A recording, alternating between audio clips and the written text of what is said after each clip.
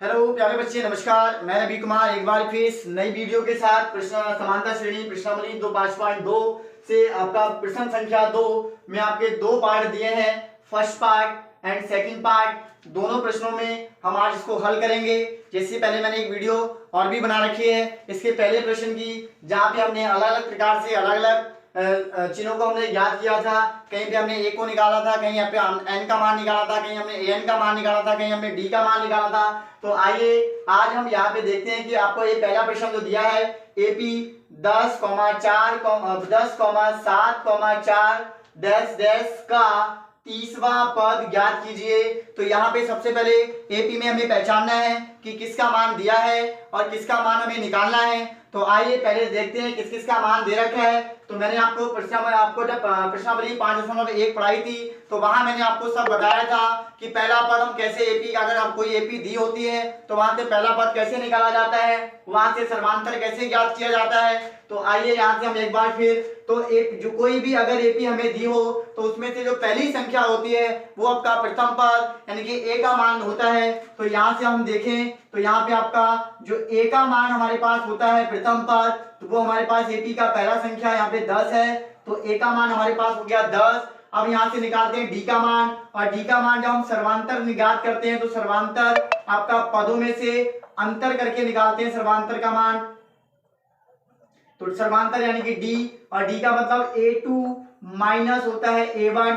तो यहां से अगर हम निकालना चाहें तो हमारे पास a2 का मान है 7 और a1 का मान है हमारे पास 10। तो 7 में से 10 को घटाएंगे तो हमारे पास इसका जो मान मिलता है हमें डी का, तो डी का मान 7 में से अगर 10 को घटाएंगे तो बड़ी संख्या आपकी 10 है, माइनस की है, प्लस की आपकी 7 है। तो 10 में से अगर हम 7 को घटा देंगे तो 3 बचेगा। तो बड़ा आपका चिन्ह माइनस का है तो माइनस का 3, यानी कि सर्वांतर आपका जो एपी में सर्वांतर हमें निकल के आता है वो हमारे पास 3 है। इसी प्रकार यानी क्या है कि 30वां पद, यानी कि अगर हम बात करें कि n का मतलब होता है पदों की संख्या, तो हमें यहाँ पे 30 संख्याएं दे रखी हैं। तो हमें पूछा गया है कि 30वां पद ज्ञात कीजिए। तो उस 30वीं संख्या पे कौन सा नंबर आएगा वो हमें ज्ञात कर, जैसे कि हमारे पास पहले नंबर पे 10 आया है तो ऐसी 30वीं संख्या पे 30वें पद पे कौन सी एक संख्या हमें प्राप्त होगी।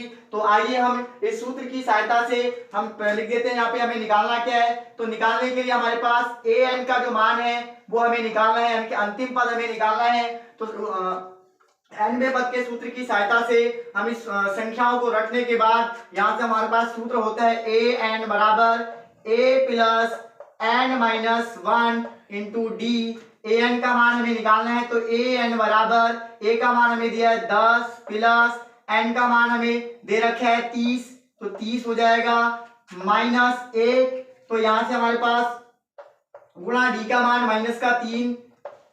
तो यहाँ से हम ए एन बराबर 10 प्लस 29, 30 में से 1 को घटा देंगे 29 और गुणा में आपका माइनस का 3। अब यहाँ से हमारे पास 29 की 3 की गुणा हो जाएगी।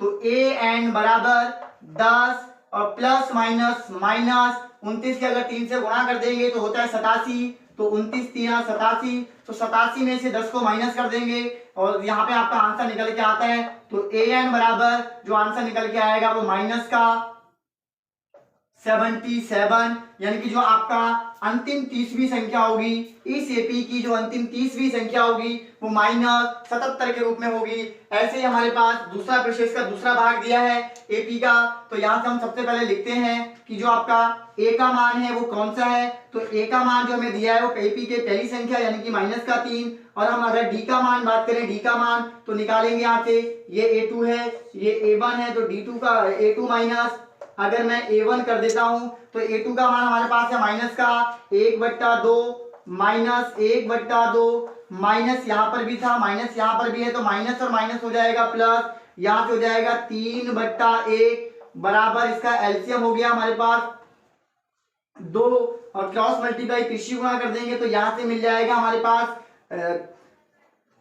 एक ही कम 1 माइनस प्लस बीच में आ जाएगा 2 3 6। तो हमारे पास जो आपका मान निकल के आता है डी का वो निकल के आता है 5/3।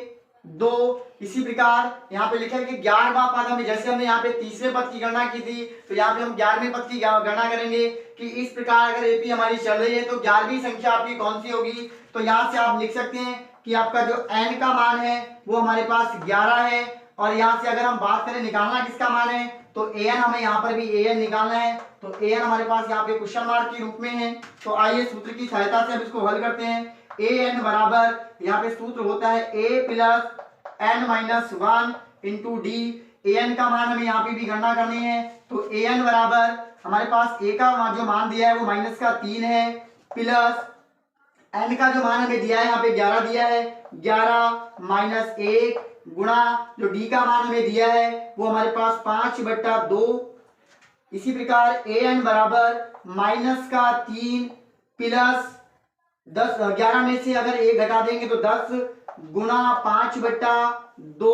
अगर 2 के पारे से हम 10 को कैंसिल करें तो ये कट जाएगा 5 बार में, और 5 का गुणा अगर 5 से कर देंगे तो हमारे पास आता है आंसर 25। तो माइनस का 3 और प्लस का हमारे पास 25।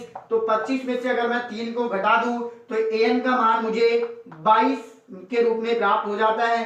तो इस प्रकार अगर हम इस एपी को चले 5/2 के गैप के हिसाब से तो हमें 11वीं जो संख्या प्राप्त होगी वो 22 के रूप में हमें प्राप्त होगी। इसी प्रकार आप इस एक्सरसाइज के प्रश्न संख्या 2 के दोनों प्रश्नों के आप स्क्रीनशॉट ले सकते हैं। इस प्रकार जैसे आप लोग सपोर्ट करते हैं इसी प्रकार ध्रुव कोचिंग सेंटर को सपोर्ट करते रहें, और नई से नई वीडियो देखने के लिए लाइक करें, सब्सक्राइब करें और अपने दोस्तों के साथ शेयर करें। जय हिंद, जय भारत, नमस्कार।